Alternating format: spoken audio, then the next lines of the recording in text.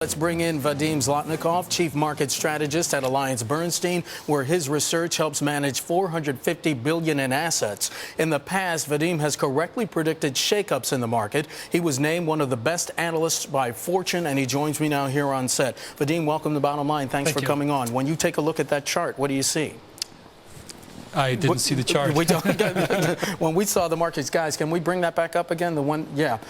We saw the market still taking a tumble, but that roller coaster there, what does that tell you about the direction of the markets?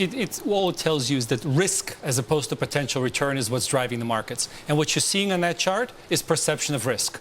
When Sarkozy talked, the perception of risk went up, market went down more, and you're simply seeing a roller coaster of anticipation of what could happen. Stipeaking of anticipation, the comments by President Sarkozy and Chancellor Merkel, enough to shake things up in the Eurozone right now? No. I think we're still having a crisis of confidence. You're still looking, people are still desperately looking for a solution. What was communicated today is insufficient. If it's combined with greater fiscal restraint on the part of Spain and Italy, if there are other measures to go along, it could be more, it could be enough. Are they not taking enough austerity measures? Some of them are saying right now that they're cutting to the bone. And this is the tricky part. In the short term, you need to provide liquidity. You need to provide encouragement. On the other hand, all of that liquidity is not going to produce jobs unless people have confidence in the future. And so you have this very difficult balancing act of addressing long-term problems while providing short-term liquidity. What about this talk about a financial transaction tax? Would that be enough to jumpstart what's ailing the Eurozone? It's a source of revenue. It's a perceived relatively benign source of revenue. It doesn't hurt all that many people. And so I think that's all it is. Let's talk about the U.S. here, because we were just looking at that roller coaster chart and the markets are having another down day. What's the base case for the U.S. markets? The base case is you're going to continue to remain in the trading range. You're going to continue to see a lot of volatility driven by perceptions of risk going on and off all the time. You should probably plan at best for an economy to grow maybe 1 to 2%. And as such, companies that can deliver relative growth are going to be rewarded, but overall, not a lot of appreciation. You have mentioned the word risk, and you've mentioned confidence a couple of times during this interview. Talk to me about the psychology of not only the investor, but also the psychology of Wall Street. What are they seeing, or what are they not seeing at this point? And this is really the most critical point right now. We all lived through 2008, and every financial intermediary has built up its risk management function. Now, the problem is the perception of risk changes all the time.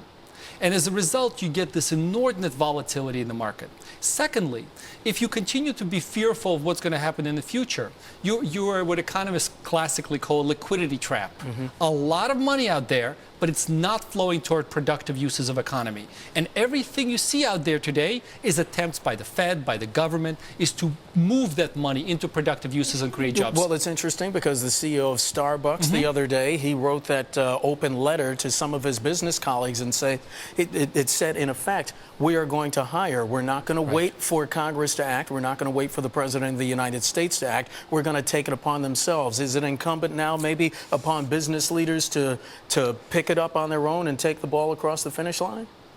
Yes, but I do think it's a little bit of a wishful thinking. Why do you say that? Well, look what's happening to asset prices. On one hand, you have treasuries going up, the yields coming down, so a lot of money moving into safety, thinking that we're going to have a deflation, we're going to have a recession. But corporate profits are doing pretty well. Exactly, but there is a fear out there, and people just are uncertain of what the policy is going to look like 1 to 2 years from now. I certainly hope businesses can take a longer-term view, and I'm hoping it's going to happen. And there's one other thing that's very important. There's a huge pent-up demand for capital spending. Yes. And businesses, you probably will see that be one of the growth drivers. Is that pent-up demand for cap spending, is that indicative of people thinking that, taking that long-term view that we're eventually going to turn the corner? It just might not seem so right now. For now, the pent-up demand is simply a reflection. Things break and you have to replace them. Okay. And that's going to be enough to drive some growth. Hopefully, on the other side of it, we'll see spending to drive expansion.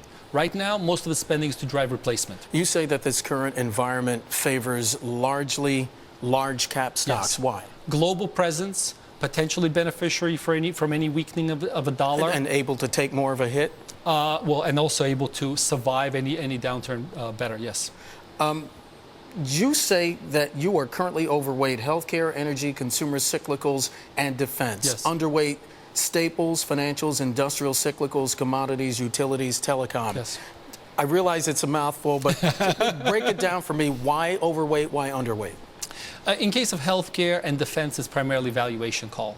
The stocks are discounting a very, very poor growth environment, and they're much more likely to surprise on the upside than the downside.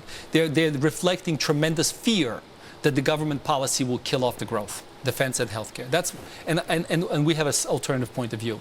In case of energy, the basic dynamics of energy, the fact that oil is now trading at the marginal cost of production means, again, downside is very limited. Oil services companies have pricing power, which is key. They're going to go up. Consumer cyclicals is a contrarian bet. The fact is, a lot of companies have dramatically improved operations, and they can continue to deliver profits even with slower growth. You say there are roughly 40 U.S. companies deemed by investors to be more creditworthy than the U.S. government. It's an I don't know if that's a good thing or a bad thing. I don't know either. I just thought it was a curious fact. And the fact is, we have become so fearful of the sovereign risk that we're willing to view McDonald's or Exxon or Chevron or J&J as being more creditworthy than the government. Now, it may be the case, maybe not, but what it says is there is now a mispricing opportunity that investors can start to take advantage of. Well, aside from in our last minute, that Fitch, that S&P downgrade, Fitch came out today and reaffirmed the U.S. and said we're still AAA and we are a nation that would be better able to weather a storm. Again, I think a lot of what's happening is sort of machinations to spark debate. At this point, I don't believe the actual act of downgrading has any impact whatsoever. It never has, it never will. It sparks a debate. It's an important consideration. But you mentioned psychology earlier. Yeah. Does the downgrade affect the psychology of how people think of the financial strength and the fiscal health of this nation? In some ways, yes. It focuses the attention on the fact that we have tremendous obligations coming up in the next 5 to 10 years that are unfunded. Vadim Zlotnikov of AllianceBernstein joining us here on set. Pleasure to see you, my friend. Thank you so much. Thank you so much for coming in. My pleasure.